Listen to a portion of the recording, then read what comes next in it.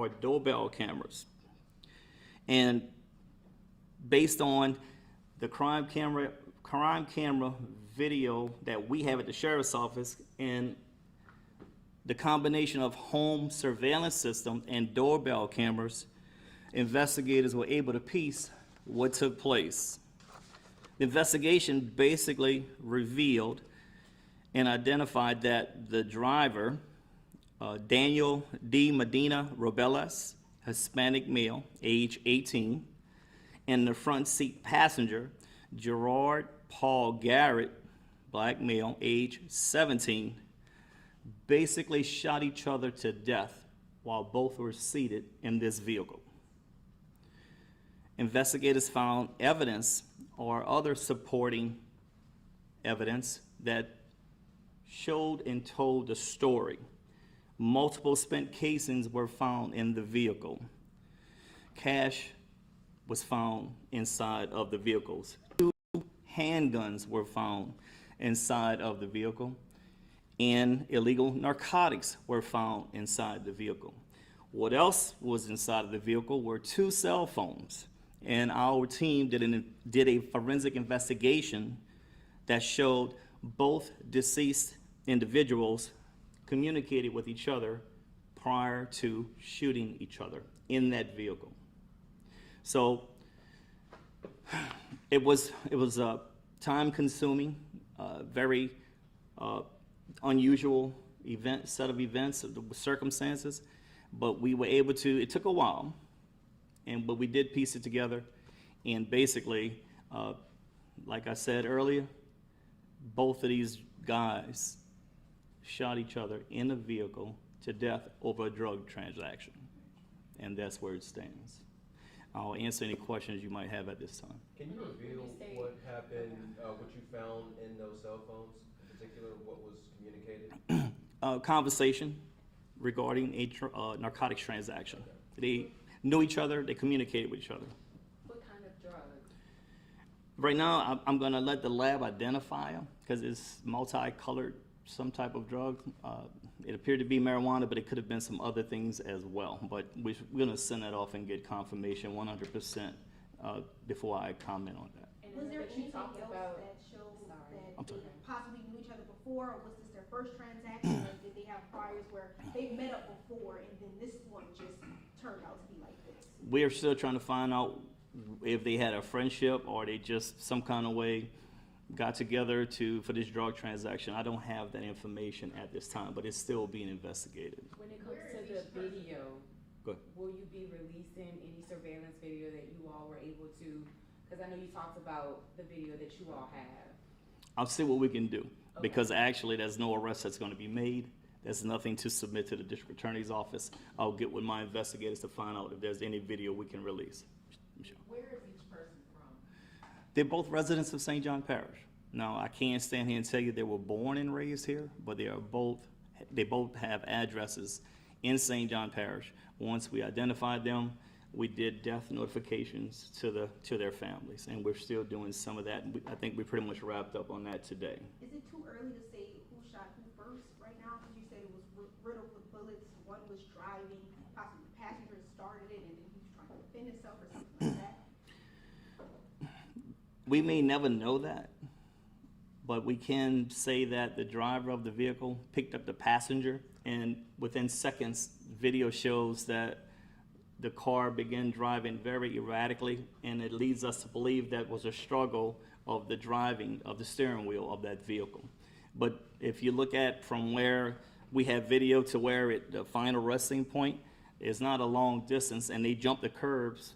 When they jumped the curb, they struck a parked truck in the yard, and then they hit this house. So it's not, I don't have the distance in front of me, but as soon as the driver got in there, all hell broke loose. And I was gonna ask, you determined that the car was in motion while they were shooting, so they weren't parked, they weren't stopped at a stop sign, they were already in motion as they began shooting. The driver got in, car started having, something's going on, obviously, and then shots were fired, and they crashed into the house. Where did you pick up gear? Is this in 1900 block of King? Right. Yorktown or what? Actually, he was picked up on Newport, which is right there, not far at all. They got a little store right there. He was in that vicinity across from the church. And he was at Can the you say store? where the shooting I started? can't, he was on the sidewalk. He was on the And, sidewalk, it's- close to the store. On the sidewalk in that area around the store. Okay. But the erratic movement of that vehicle began in the 2000 block of Yorktown? It began at the intersection of Newport and Yorktown. And that's where they jumped the curve and continued across Yorktown and crashed into the home. That's Fairway, that's right It there, right? passed right in front of Fairway, and it went through the yards, dodged a magnolia tree and a fire hydrant, and hit this truck, and then hit the house. So it started at Newton and Yorktown, continued past Fairway, jumped the curb somewhere right there. That's about the best. If we decide to release the video, I'll let y'all see it or whatever we can do.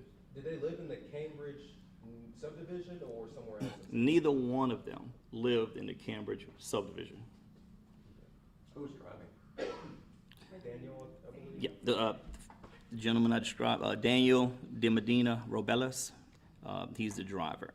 Do you have a message for people in St. John and in that particular subdivision as far as public safety and if people should feel concerned moving forward? Cambridge is a good community. The people over there support me, they support the sheriff's office, they support law enforcement. They've had cases in the past. They call 911. They helped us last night piece this case together.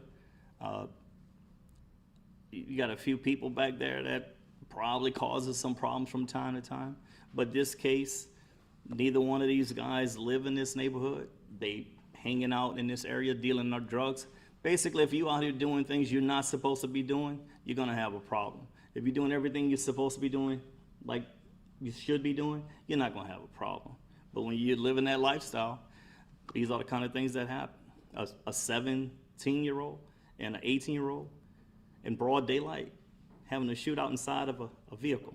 You got people out there that were washing their cars. You had people out there that were just standing out there. They didn't really even hear the shots. You don't see the reaction of a person hearing a gunshot and fleeing. They knew something happened, but they couldn't. That's how fast it happened, just like that. Yes, Michelle. Did you all encounter either one of these kids before, previous arrests or cases or investigations? They have some minor arrests. They haven't really have an adult yet to have a lengthy criminal adult history. They're both 17 and 18 years old. Nothing substantial. I won't get into their juvenile files, but nothing, no violent criminal history. Nothing that you would think lead to something like this. There's nothing that shows that propensity for violence existed. That what happened yesterday. They don't have histories of that. No. And can you remind me, which one was the dealer, which one was the buyer? The picture, Daniel is the driver. The one that got in as a front seat passenger is Gerard Garrett. Do you know which one was like, who was selling, who was buying? You said this was a drug transaction. I'm gonna get that for you because only two people were in that vehicle. And we got some questions that we may never get answers to. All I can tell you is it's tragedy, both young people shooting each other in a vehicle. And again, we're out here not knowing what's going on. We're about to put the whole neighborhood community on lockdown. But again, I have to commend the people who live in that area. They came forward, they helped us with cameras and video, food, water. A few months ago, you had the triple homicide, which was a gun deal going wrong, right? Weren't they around the same age and everything like that, and roughly about a 5-minute distance from there? Well, let me clear it up. One person was killed in that, others were shot, treated, and released. That case has been investigated and turned over. It's at the end of Cambridge on English Colony, at the very end of, almost to the interstate, and what's your question exactly? Pretty much has there been any other cases of activity as in guns or drugs in that area? Not recently, no. And again, if you look at the history of the things we have had, the citizens call us. They don't want this in the neighborhood. They don't choose to live like this. They work with us. They tell us what I need to know. Call me directly, call my officers, call 911, and they've been very supportive. We've been solving cases. If you look at our cases, our history, we're making arrests. Our conviction rate is in the 90 percentile.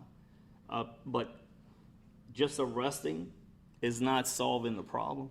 Our young people, again, go back and look at my previous news conferences. It's young people with guns. And this time it's young people with guns with narcotics. Was the car they were in stolen? No, sir. We were at a Mississippi license plate. It did, but it's not stolen. Well, look, if y'all don't have any other questions, I'm gonna try to see what I can do about any video that we might be able to release. I'll get with my investigators in a few minutes, and I'll let y'all know. If y'all have any questions or anything, my public information officer is standing right there, LaPlace Bacon Blood. She will guide you, help you, and I'll make a decision on if we can release any video. And if you do, you'll send it to all of the stations, right? Or- Yeah, I'm not gonna send it to just you. It's okay though. I'll find out what they say about it, all right? Could you send the mugs soon though? Yeah, she's working on that for you already. That's my go-to person right there. Thank y'all. Appreciate y'all coming out. I'm sorry for this, making something positive.